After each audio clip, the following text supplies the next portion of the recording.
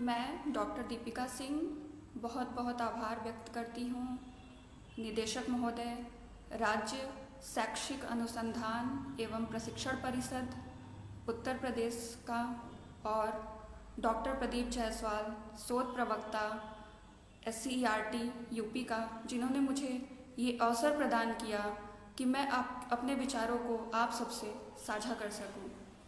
साथ ही मैं बहुत बहुत आभारी हूँ अधिकारियों का, कर्मचारियों का, साथ ही टीम मेंबर्स का जो इस पेज को संभाल रहे हैं, जिनके अप्रत्यक्ष योगदान के फलस्वरूप हम लोग ऑनलाइन अध्ययन और अध्यापन में जुड़े हुए हैं। और साथ ही मैं आभारी हूँ आप सबका जो अपना बहुमूल्य समय निकालकर इस आभासीय मंच पर मुझे देख रहे हैं, सुन रहे हैं। मैं वर्तमान में लखनऊ विश्वविद्यालय से संबद्ध शशिभूषण बालिका विद्यालय डिग्री कॉलेज लखनऊ में बतौर सहायक प्राध्यापक हिंदी कार्यरत हूँ और इसके पूर्व मैं केंद्रीय विद्यालय पौंडीचेरी में हिंदी प्रवक्ता पे भी अपना अध्यापन कार्य कर चुकी हूँ। तो मुझे हिंदी भाषी क्षेत्र और हिंदी भाषी क्षेत्र दोनों जगहों पे अध्यापन कार्य करने का अनुभव रहा है। तो व्याख्यान के बीच बीच में मैं आप सबसे उन अनुभवों को या कक्षा के दौरान आने वाली समस्याओं और चुनौतियों को भी आप सबसे साझा करूंगी। आज का विषय है हिंदी शिक्षण को रोचक कैसे बनाएं।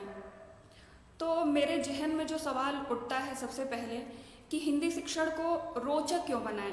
क्या ज़रूरत है कि हम हिंदी शिक्षण को रोचक बनाएं, या हिंदी शिक्षण को रोचक बना के किन किन उद्देश्यों की पूर्ति की जा सकती है।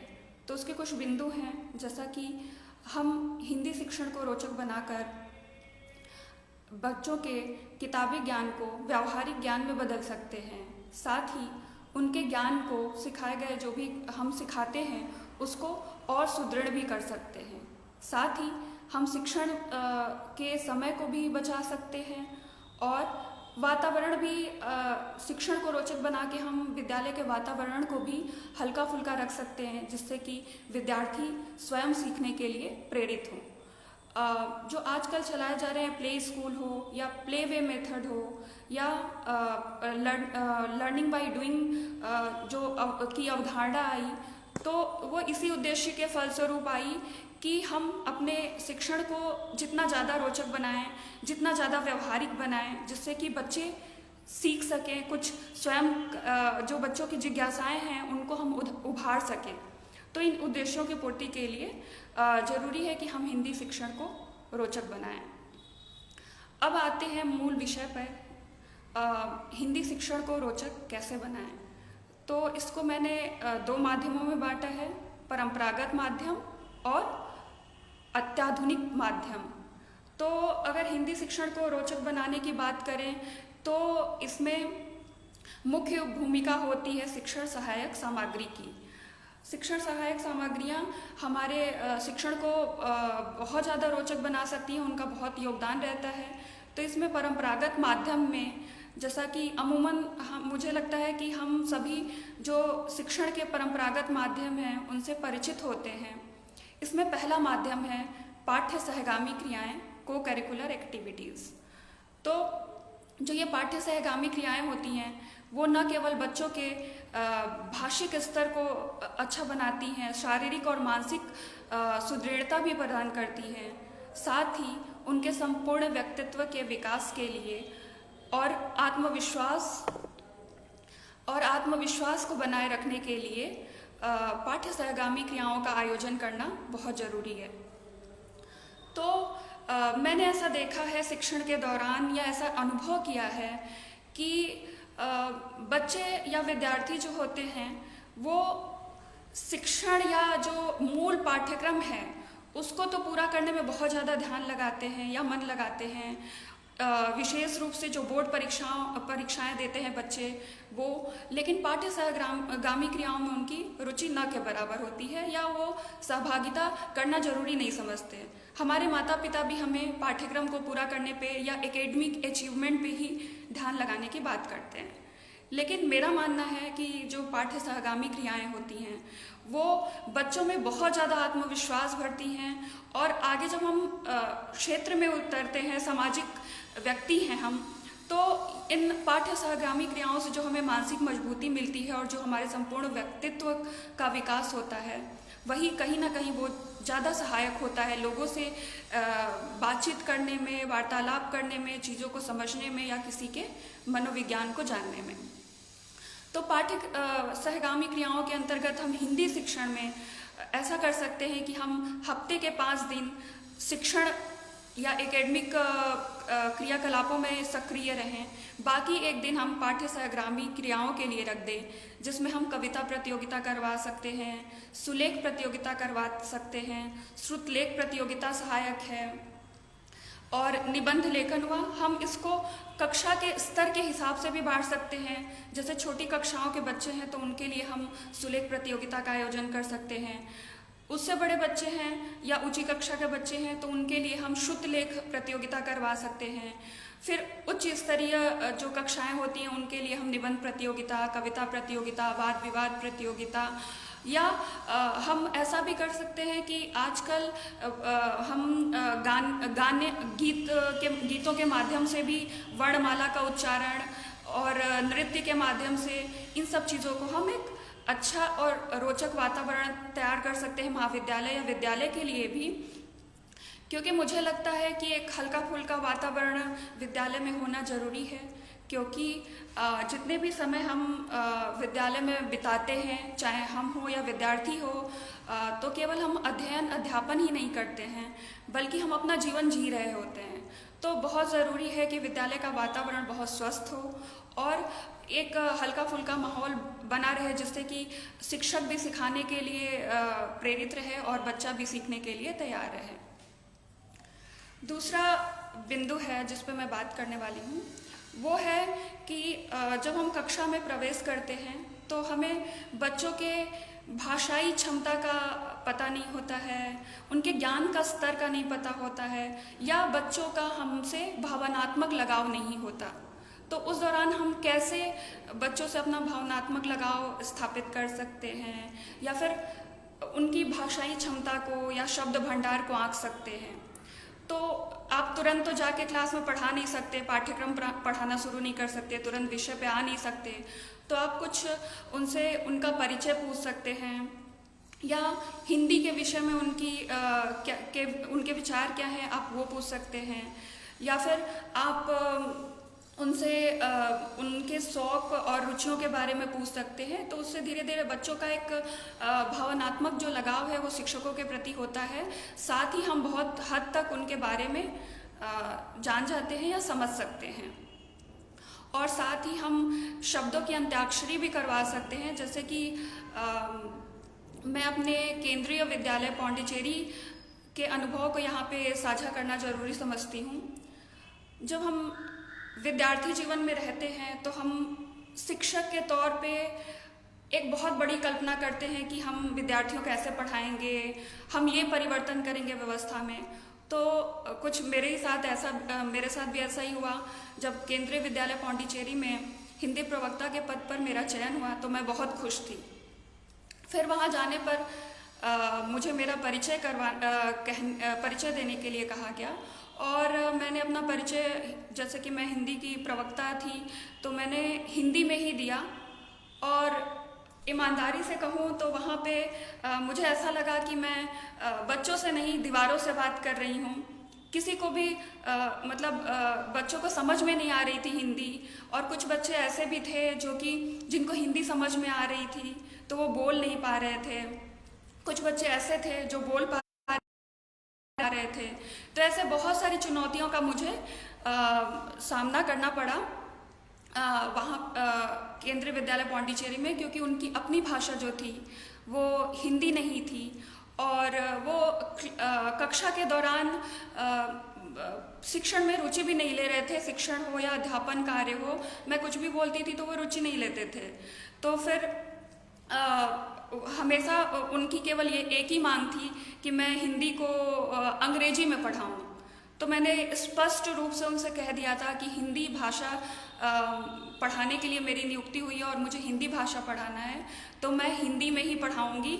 हल्का फुल्का किसी को कोई दिक्कत हुआ तो मैं एक दो शब्दों का अंग्रेजी में बता सकती हूँ, लेकिन मुझे लगता है कि जो भी आप भाषा पढ़ा रहे हैं या सिखा रहे हैं तो उस भाषा को उसी भाषा में पढ़ाया जाना चाहिए, ये बहुत ज़रूरी है।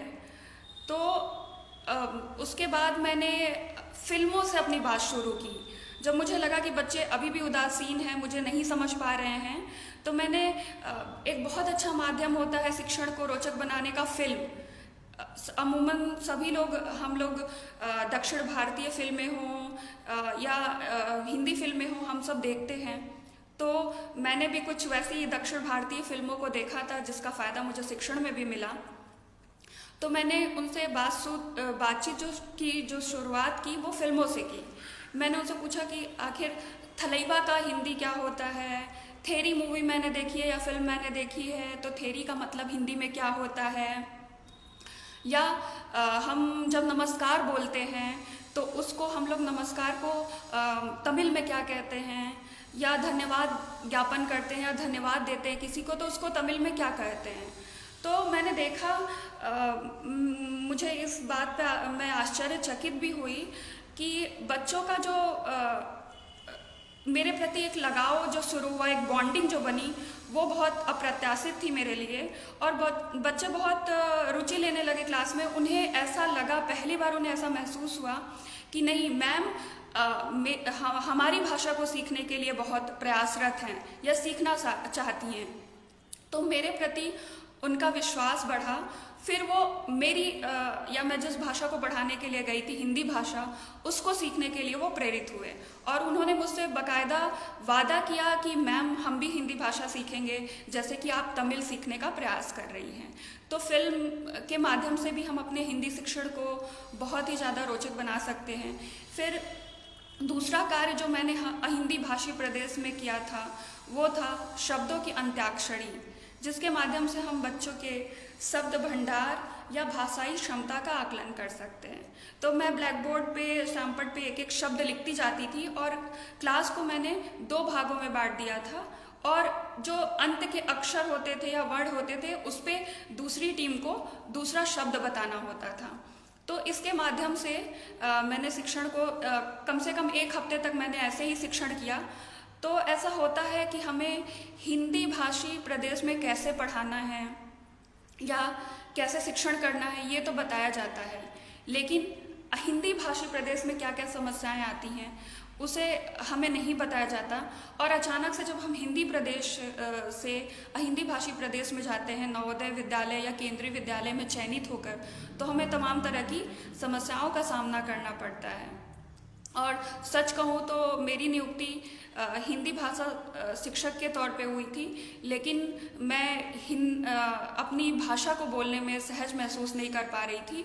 तो आप इस तरह से कुछ रोचक बना के हिंदी भाषी बच्चों का भी शिक्षण में मन लगा सकते हैं, रुचि पैदा कर सकते हैं और जो उससे आपको शिक्षण का जो आउटकम मिलेगा वो 100% अच्छा ही होगा, सकारात्मक परिणाम निकलेंगे उसके।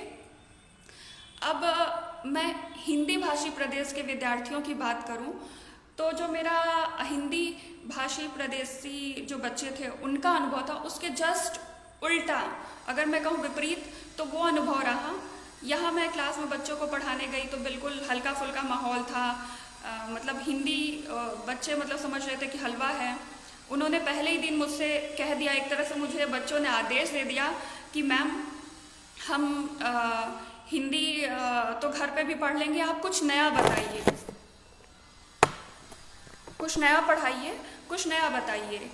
तो मैं वास्तव में कहूँ तो एक शिक्षक के तौर पे शिक्षण को रोचक कैसे बनाएं, मैंने यही हिंदी भाषी जो प्रदेश के बच्चे हैं उनसे सीखा। तो मैंने सोचना शुरू किया कि आखिर मैं उनको नया क्या दे सकती हूँ। एक नियत समय पे मुझे पाठ्यक्रम पूरा करने की चुनौती भी थी, तो पाठ्यक्रम भी पूरा करना था, साथ में उनको क्लास में मोटिवेट भी करना था और उन शिक्षण को रोचक भी बनाना था, कुछ नया भी बताना था। तो मैं एक उदाहरण दूंगी अपने क्लास का या कक्षा का। मैंने उनको अनुप्रास अलंकार पढ़ाना शुरू किया। तो जब मैंने अनुप्रास अलंकार उनको पढ़ाया, उसके बाद बच्चों ने तो पहले बहुत कह दिया कि मैम हम पढ़ लेंगे, घर पे पढ़ लेंगे, लेकिन जब मैंने पूछा तो उनमें से कुछ बच्चों को आ रहा था। 2-4 बच्चे ऐसे थे जो आगे बैठे हुए थे या जिनको पहले से पता था या पढ़े थे, उन लोगों ने तो ठीक ठाक बता लिया, लेकिन जो और बच्चे थे, बाकी बच्चे थे, उन्हें समझ में नहीं आया। कह रहे मैम मुझे समझ में नहीं आ रहा है, या मुझे समझ में आ रहा है तो उदाहरण अगर पूछ देगा तो हम कैसे लिखेंगे। तो तरह तरह के समस्याएं उनको आई। तो मुझे लगा कि नहीं, इन लोगों ने कहा तो है कि ये पढ़ लेंगे, लेकिन इन्हें समझ में नहीं आ रहा है। फिर मैंने उसको रोचक बनाने के लिए कहा कि ठीक है, मैं जो कि हम लोग खेल खेल में प्रयोग करते हैं, ऐसे कुछ उदाहरण देती हूँ, आप भी मुझे कुछ ऐसे ही उदाहरण बताइएगा। तो जैसा कि हम खेलते हैं, तो मैंने एक वाक्य बोला, खड़क सिंह के खड़कने से खड़कती हैं खिड़कियाँ, खिड़कियों के खड़कने से खड़कता है खड़क सिंह। तो जैसे ही मैंने बोला, मैंने देखा बच्चे एकदम हंसने लगे और उनके चेहरे पे मुस्कुराहट आई। फिर उन्होंने कहा कि मैम ऐसे ही बहुत सारे उदाहरण हम भी जानते हैं। तो उन्होंने बहुत सारे 2-3 उदाहरण मुझे बताया।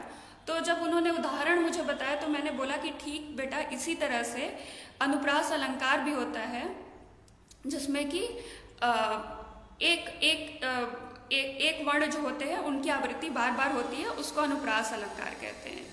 तो इस तरह से मैंने अध्ययन और अध्यापन की शुरुआत की। और मैंने, ऐसा नहीं है कि आप बच्चों से नहीं सीख सकते, आप शिक्षक हैं, लेकिन बच्चे भी आपसे सीखते हैं और एक शिक्षक भी बच्चों से सीखता है। तो मैंने भी धीरे धीरे अपने शिक्षण कौशल का विकास किया बच्चों के माध्यम से, और अभी भी सीख रही हूँ, उनसे समझ रही हूँ कैसे हम अपने को और शिक्षण को और अच्छा बना सकते हैं, बेहतर बना सकते हैं। तो हम बच्चों से चाहे तो कभी समय समय पे उनसे फीडबैक भी ले सकते हैं कि हमारे शिक्षण कैसा है, हमारी आवाज़ कैसी है, हमारे पढ़ाने का तरीका कैसा है, उसमें स्पष्टता है या नहीं। तो फीडबैक के माध्यम से भी हम अपने शिक्षण का आकलन कर सकते हैं। तो मैंने ये महसूस किया जाना कि चाहे अहिंदी भाषी प्रदेश हो या हिंदी भाषी प्रदेश, दोनों की समस्याएं भले अलग अलग हों या समस्याएं बिल्कुल विपरीत हों, लेकिन उनको दोनों के शिक्षण का माध्यम एक है कि हम शिक्षण को रोचक बना लें। रोचक बना के उसके अलावा कुछ छोटे छोटे हैं जिन त्रुटियां करते हैं हम शिक्षण के दौरान, जिन पे हमारा ध्यान कमोवेश नहीं जाता है। जैसे कि हम बच्चों की कॉपियों में लिख तो देते हैं कि सुंदर लिखावट लिखें, सुंदर लिखें या स्पष्ट लिखें, लेकिन हमारी खुद की राइटिंग, एक शिक्षक की जो हैंड राइटिंग होती है, लिखावट होती है, वो स्पष्ट नहीं होती। या हम शामपट कार्य करते हैं तो वो हम बिल्कुल रनिंग राइटिंग में लिख देते हैं, स्पष्ट नहीं होता। तो बच्चे बार बार क्लास में डिस्टर्ब करते हैं, कक्षा में बाधा उत्पन्न करते हैं कि मैम दिख नहीं रहा है, सर दिख नहीं रहा है, सर ये चीज़ ये आपने कौन सा अक्षर लिखा है, समझ में नहीं आ रहा है। तो हमें अपने शामपट कार्य पे भी ध्यान देने की ज़रूरत है, उससे भी शिक्षण को रोचक बनाया जाता है। अगर आप आकर्षक तरीके से लिखेंगे तो बच्चा भी उसी तरह से लिखने के लिए प्रेरित होता है। साथ ही हम शामपट कार्य के लिए, चाहे छोटे बच्चे हों या बड़े बच्चे हों, ऊंची कक्षा के बच्चे हों, सबके लिए रंग बिरंगे चौक का इस्तेमाल कर सकते हैं। जैसे प्रश्न लिखना हो तो एक अलग कलर के या रंग के चौक का इस्तेमाल कर सकते हैं, उत्तर लिखना है तो अलग, या शब्द अर्थ लिखना है तो अलग अलग। तो उससे हमारा शिक्षण जो है वो ज़्यादा या लेखन जो है वो ज़्यादा प्रभावी और आकर्षक होता है। तो बच्चों का ध्यान नहीं भटकता है। तो ये छोटी छोटी चीज़ें ज़रूरी हैं कि हम इन सब चीज़ों पे ध्यान दें। उसके अलावा हम बच्चों से बोर्ड डिस्प्ले करवा सकते हैं, जिसमें किसी कवियों का परिचय हो सकता है, लेखक का परिचय हो सकता है, या आजकल के जो सामाजिक मुद्दे हैं, जो समस्याएं हैं, हम उन पे भी बात कर सकते हैं। तो या पर्यावरण के बारे में बात कर सकते हैं, इन सब चीज़ों पे बात कर सकते हैं।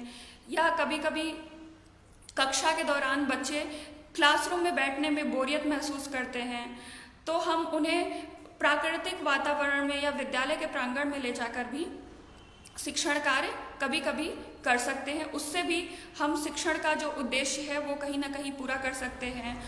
उसके अलावा चित्रों के माध्यम से, चित्र बना के या चित्रों के माध्यम से हम पूरा कर सकते हैं, दिखा सकते हैं या बता सकते हैं। कभी कभी जो छोटे बच्चे होते हैं उन्हें किसी कवि को समझना हो तो दिक्कत होती है, या उसके कवि की कविता हो या उसकी रचनाएं हो उसको समझने में दिक्कत होती है। बड़ी कक्षा के बच्चों को भी दिक्कत होती है। जैसे कि हम बात करें निराला और सुमित्रा नंदन पंत, तो हम नहीं समझ पाते हैं।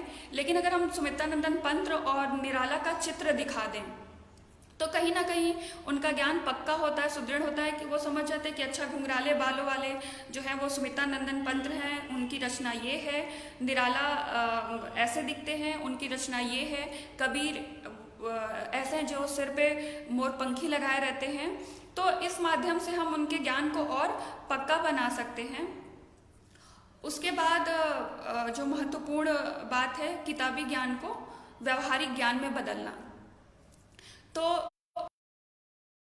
कि हम बच्चों के किताबी ज्ञान को व्यवहारिक ज्ञान में भी बदल सकते हैं।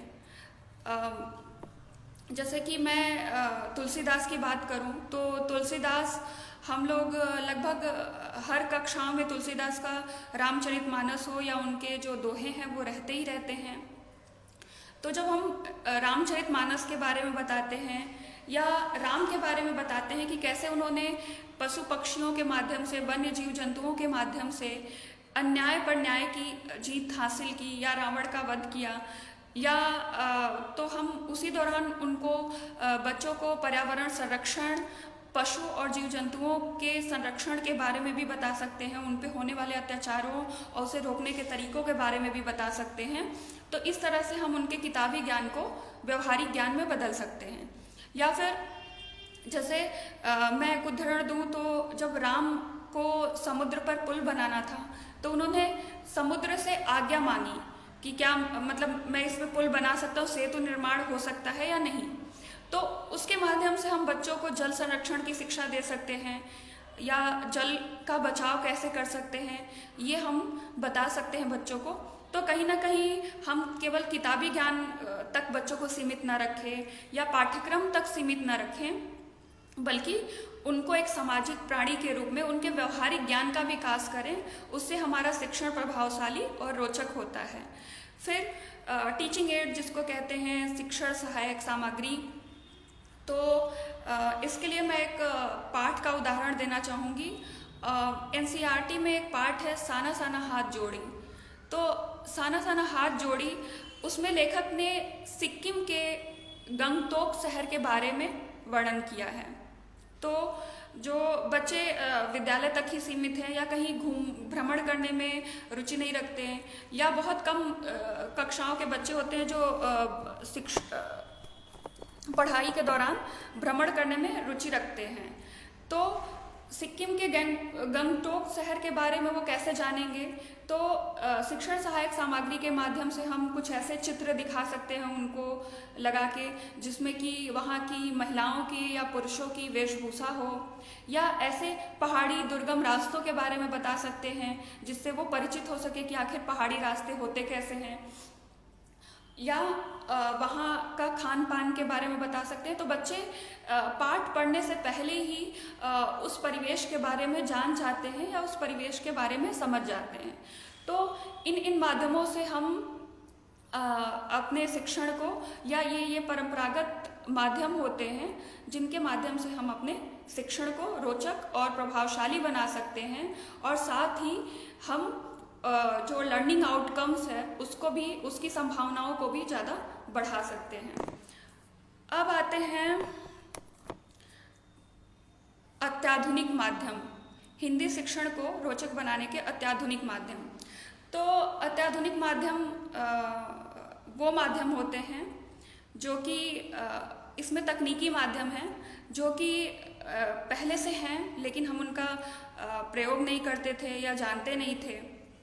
तो आज जबकि पूरा विश्व कोरोना जैसी वैश्विक महामारी से जूझ रहा है और जो विद्यालय हैं या शैक्षिक संस्थान हैं उनके दरवाजे अभी बच्चों के लिए बंद हैं, तो सारी चीज़ें या जो पढ़ाने का कार्यक्रम है वो ऑनलाइन शुरू हुआ, तो उसके माध्यम से हम इन अत्याधुनिक जो माध्यम है उनसे हम परिचित हुए या जान पाए या उनका प्रयोग करना हमें आया।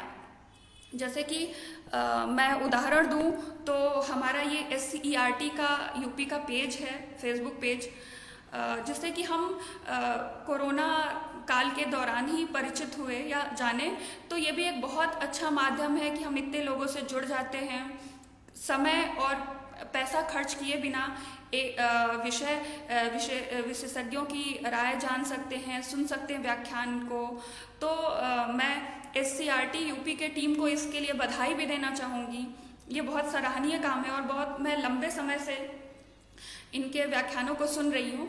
तो फेसबुक पेज हुआ, अत्याधुनिक माध्यम में फेसबुक पेज आ गया, जिसके माध्यम से हम बहुत सारे बच्चों को या ऑडियंस को जोड़ सकते हैं, उनको अध्ययन अध्यापन जो ऑनलाइन होता है उसको दे के शिक्षण को रोचक बना सकते हैं। फिर दूसरा जो मैं कहना चाहूँगी, ई-पत्रिका का विकास।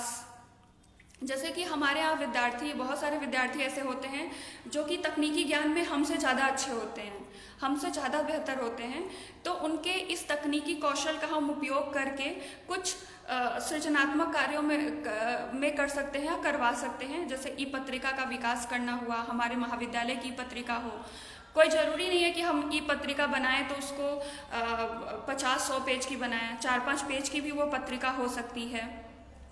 तो हम बच्चों के सहयोग से मिलके उसमें कुछ कविताएं डाल के, कुछ चित्र डाल के, कुछ निबंध डाल के, कुछ सामयिक विषयों पे चर्चा परिचर्चा डाल के हम एक ई-पत्रिका का प्रकाशन भी कर सकते हैं।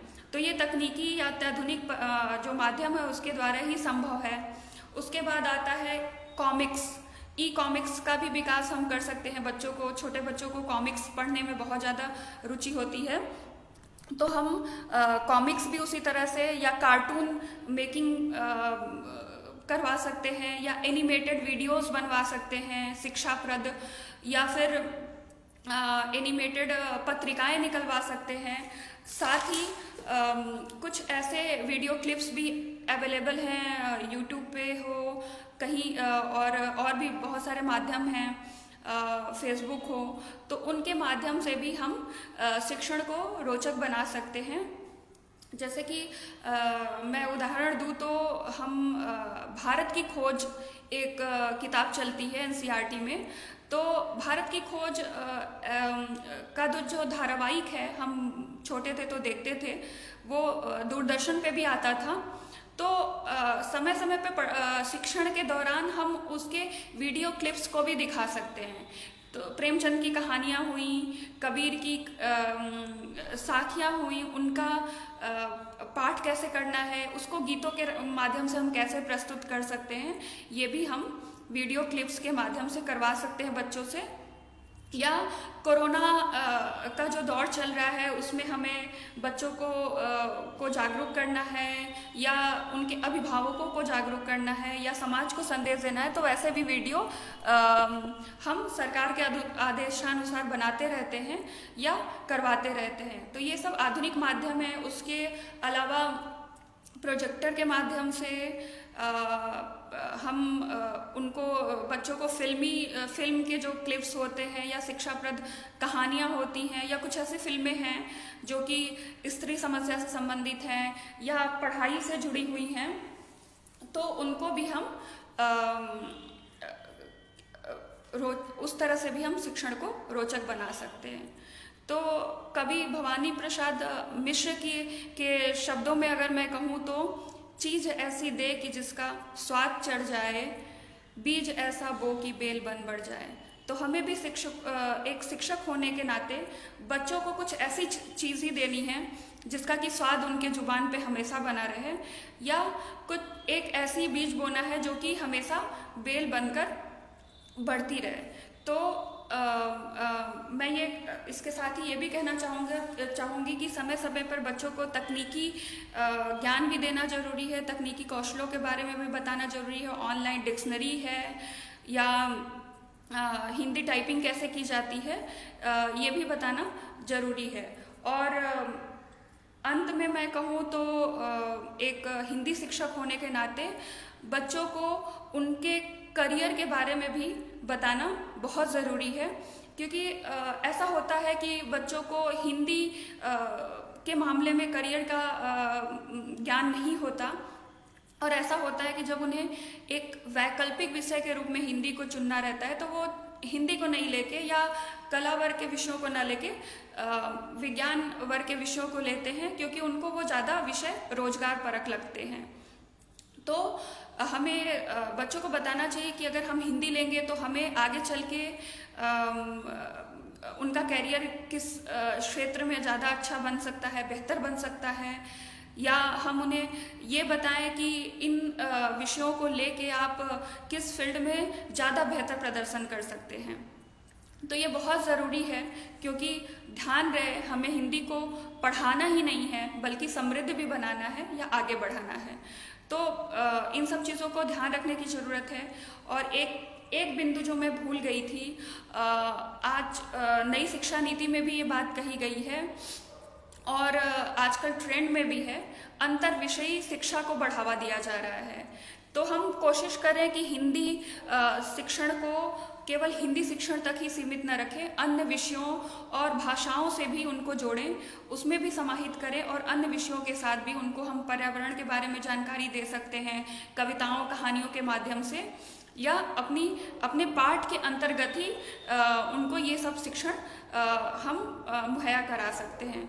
तो ये सब बहुत सारे माध्यम हैं जिसके द्वारा हम हिंदी शिक्षण को रोचक बना सकते हैं। और अंत में मैं अपनी बात एक संस्कृत के श्लोक के साथ समाप्त करना चाहूँगी।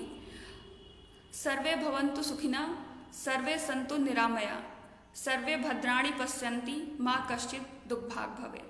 तो आप सभी लोग स्वस्थ रहें, सुरक्षित रहें, इस कामना के साथ मेरा डॉक्टर दीपिका सिंह का सभी को नमस्कार।